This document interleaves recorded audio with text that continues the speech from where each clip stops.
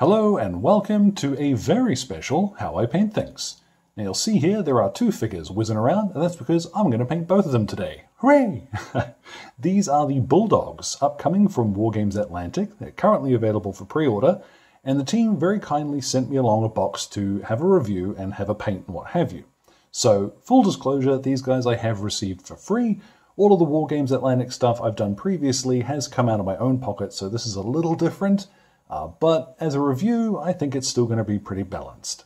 Now obviously you can see here straight away what I'm going for with the boxes, and I think part of that's true too with how they've been designed. So whether you're looking for something to play 40k, or one-page rules, or Stargrave even, any number of sci-fi games out there, I think these are going to be really special. So as always, all of the paints will be listed in the description below, and my goodness, today there are going to be a lot of them. Let's get started.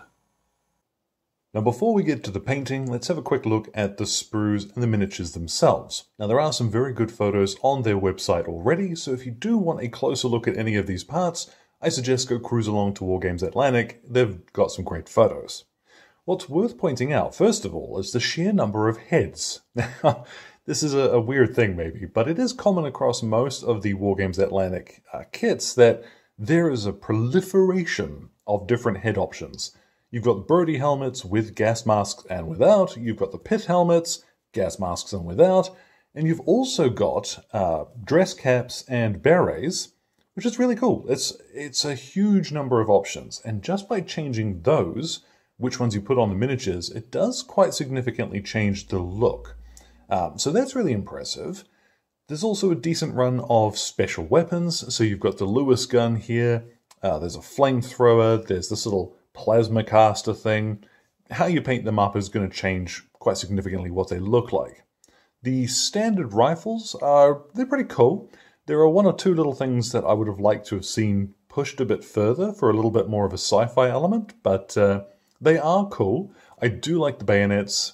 They're neat. You know, I always like having guardsmen running around with bayonets on.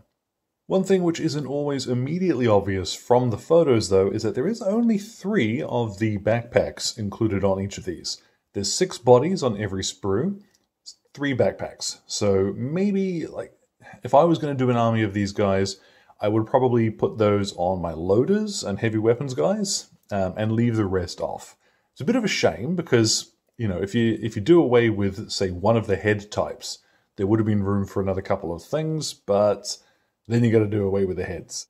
Now there are a couple of close combat options, pistols and what have you, swords for your leaders, so you aren't short. Although I would like to see, and I hope they're on the way, a command and heavy weapons box, similar to how Les Grognards have theirs already. I think the Bulldogs would definitely benefit from having a little more in the way of heavy weaponry and officer options available to them. So all in all, it's a neat kit. There are a couple of nice little flavor parts. The hand holding a cup of tea, that always gets a bonus from me.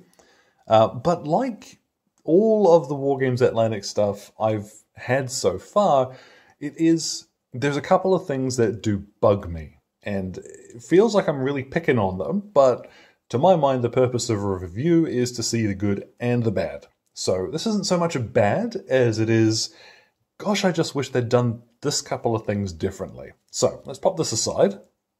And here we have a deeply sinister look at a headless torso. Now, first of all, the sculpting on them is pretty cool for the most part. There isn't an awful lot of empty space, as it were. The clothing has got so many creases and folds and all that, which they don't always seem to make a huge amount of sense. They're very busy, except for this hanging section of the back here. You see all these creases. There is a lot going on, and it just feels a little more busy than it needs to be. Now the other thing, and this is what really does bother me, is this webbing at the front here. You see how it cinches in at the waist? It doesn't make any sense. The straps over the shoulders attach to the belt, right? Now, if you've ever worn webbing, that pulls them taut. You know, these straps should be straight up and down from shoulder to waist. They cinch in at the waist, and it doesn't, unless there was something acting across them, like another strap across the belly or something that was pulling them together, Or maybe these little bits are supposed to be part of the shirt that the webbing is running through. I don't know. It is a design choice that I just don't like. It doesn't make sense. And tell you what, when you add the fact that these guys are pretty broad-shouldered to begin with, it gives them a really narrow profile at the waist. They got this Jessica Rabbit thing going on, which doesn't necessarily do it for me on my miniatures. But it is one minor thing. And, you know, that aside, they're a pretty good kit. Now, to test that theory, I have assembled a couple. So I actually really like the kind of World War I looking feel for these guys. I think it's something which really suits the miniatures. That blocky diesel punk look to their armor and equipment works quite well. I know a lot of people are going to go immediately crazy for the pith helmets.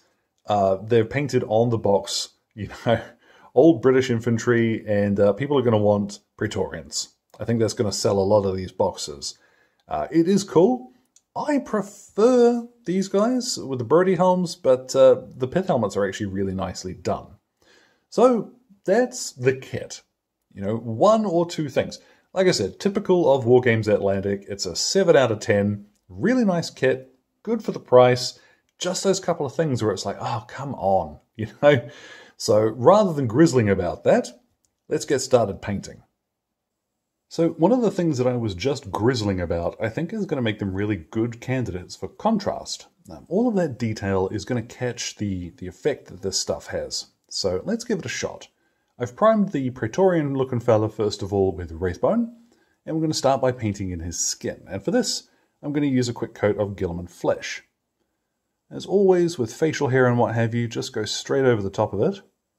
Now, I have done in the past Praetorians and Mordians before, so if you want a little bit more detail on how to go into this sort of thing, go check those out. I will link those in the description, but we'll go fairly quickly with this one. And while that dries, we'll go south to his trousers. I'm going to use here Leviathan Blue, which is a wonderful, really dark, rich blue. Let's get up under there carefully. When it comes to the straps on his trousers that are holding the knee pads on, I'm going to paint them in blue as well. You see, super dark going on, but it looks so much more reasonable as it dries. Now, the cuffs and collars on the box art, they've used to denote regiments, like Napoleonic sort of period uniforms. I really like that look. Now, they've gone for green on the box art. You could use maybe Orc Flesh, I think would be the nicest match for that. But I'm going to use Iyanden Yellow. And what I'm going to do is paint that in and avoid the little white strip around the cuff as much as I can. So paint in his cuffs and collar with the same. Now give that some time to dry and we'll move on to Blood Angel's Red for the jacket. Now this is where things are likely to get messy because I am going to have to get up under his rifle and what have you.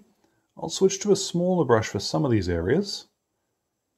But for the most part, just take your time, try and avoid the bits you don't want to be red. But we're doing it now because, obviously, we can still go back with a little bit of Wraithbone from the pot if we need to tidy this up. And I am going to need to tidy this up. Alright, now there's most of the jacket done, and now time for smaller brush. Ooh, smaller brush. As I mentioned, that's definitely a stage which is going to need a little tidy up later on. I've got here, this is Garagak's Sewer, which is one of the new colors. And the box art has these guys in brown, gaiters, as well as their boots. So that's how I'm going to paint that over. And for his rifle, I like snakebite leather as a wood color, actually. So I'm going to go ahead and apply that over the wood and straight over the whole thing. This is going to look a little peculiar to begin with, but I promise, as always, this will make sense the more we do to it. Now finally, while that dries, we can start on some tidy up for the armor and such. Now I'm going to start with Wraithbone, and anywhere on the armor panels or its helmet, knee pads, such like that, where I have gone a little bit mad with the contrast, we'll now tidy that up. But for straps and webbing, I am instead going to turn to White Scar. So this, you want to be a little careful with, because here we're going to start using this essentially as a final stage on the webbing. Now as well, I've painted the trim on his cuffs and those buttons in white as well. I think that's going to look quite nice. What I've got here is Skeleton Horde, and we're going to paint this all over the armor that we've just whitened up again.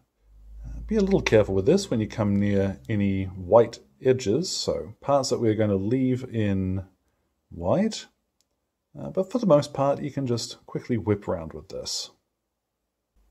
Now I've chosen to do these little panels up on his shoulder as armor as well. They kind of look to me like they fit into that. You might want to leave them white as straps, it's up to you. I've got now Black Legion, and this, man oh man, this is black. Black Templar is pretty black, but this, ooh, it's more like painting with a traditional black paint, to be honest. So I'm now going to go over the areas of the rifle that I want to be black, and I'm also switching to a smaller brush in a little bit, and I will paint in his hair and mustache with this too. You see what I mean? That is black! Now I've got here Wargames Brown. There isn't really a lot of leather on the miniatures. If you do want to paint any more than I have, of course, Wargames Brown's a good choice for that. I'm just going to carefully paint in the strap, more carefully than that, across his helmet. Now this thing around his neck, I kind of see as being a Vox collar, or similar. Being as the figures are made for death fields, whenever we get rules for that, it's going to be a bomb color or something along those lines, I am sure. But we'll paint it in with some Iron Hand steel. And at the same time, I'm going to do in his belt buckle with the same. Then with Iron Warriors, which is a very silly name for a paint, quite frankly, but I like it.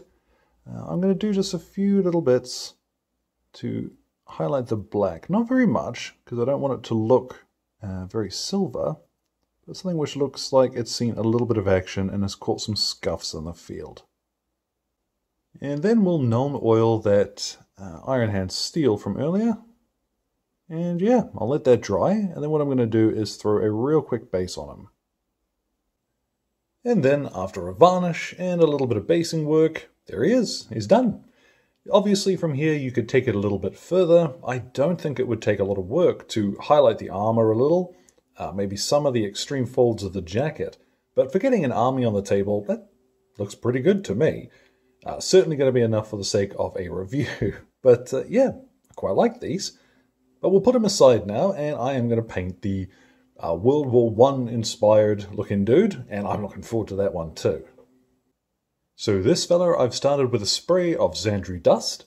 Obviously we're not looking for 100% historical accuracy here for a faction that doesn't technically exist.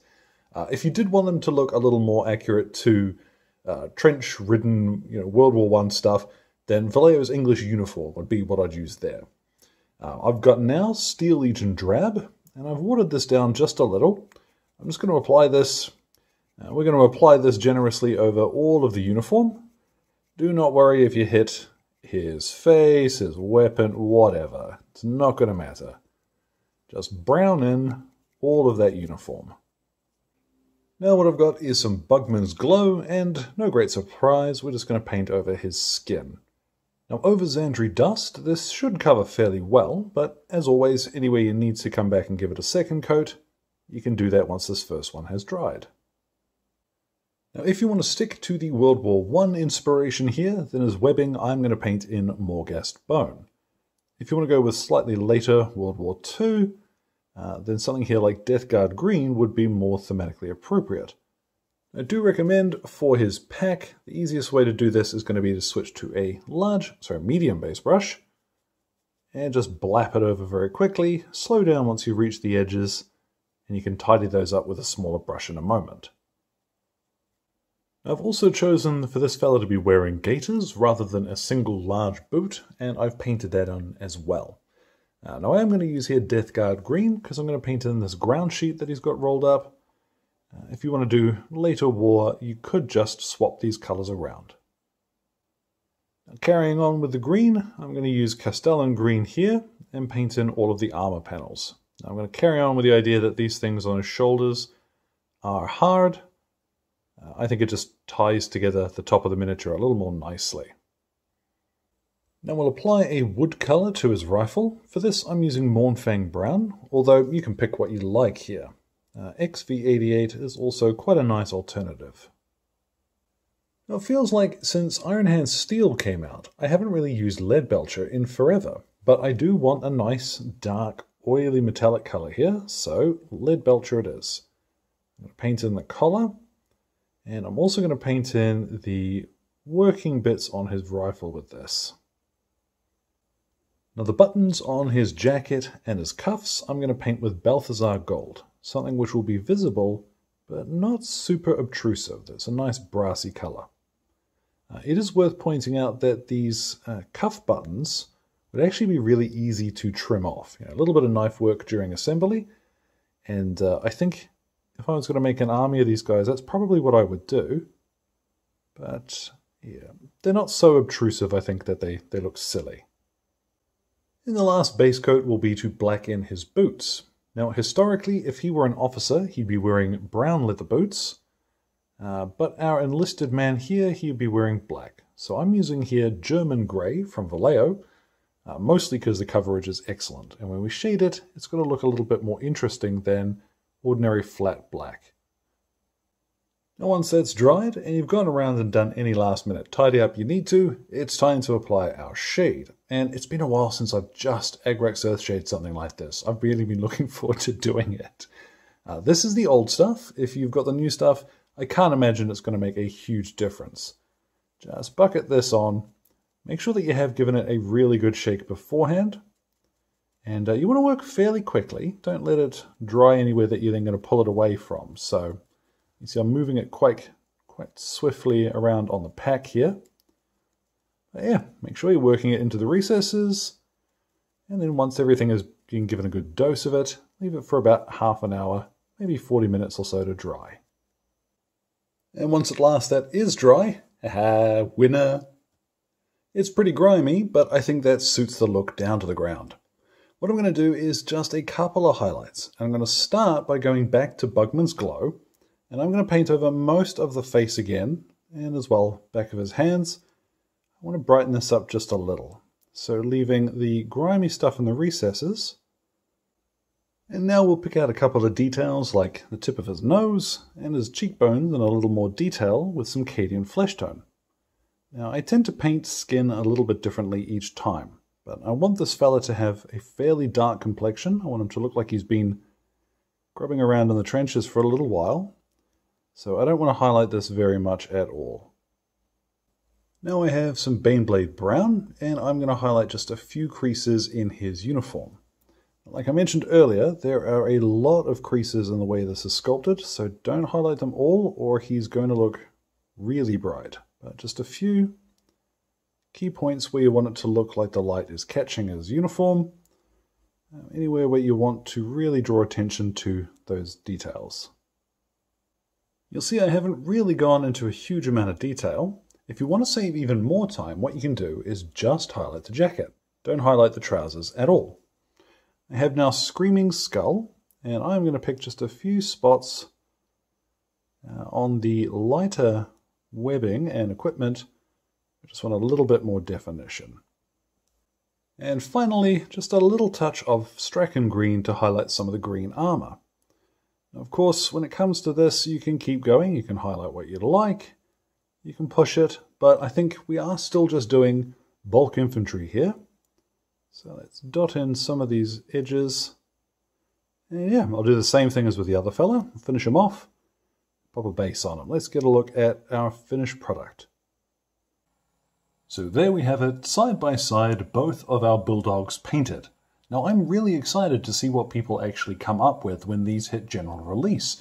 The sheer number of spare parts in the boxes alone, I mean, they're going to fit with the grognards, the other Deathfield stuff, and of course, a bunch of these parts are going to work really well with some 40k miniatures. So seeing these, hit the wild, I'm really excited to see what people do. So thank you again to Wargames Atlantic for sending these guys along to have a play with. I've really enjoyed painting these. As well, thank you very much to Exit 23 Games for the light and sound equipment, and all of my wonderful patrons for keeping me ticking in paints and glue, including my producers, Alan Nuttall, Kyrie Crawford, Trainboy, Rod, and Jimmy. Your support lets me keep doing this stuff. Any questions or anything, feel free, drop them in the old comment box below. My Twitter and Instagram are both linked there too. So thank you very much, one and all, and you enjoy the rest of your day.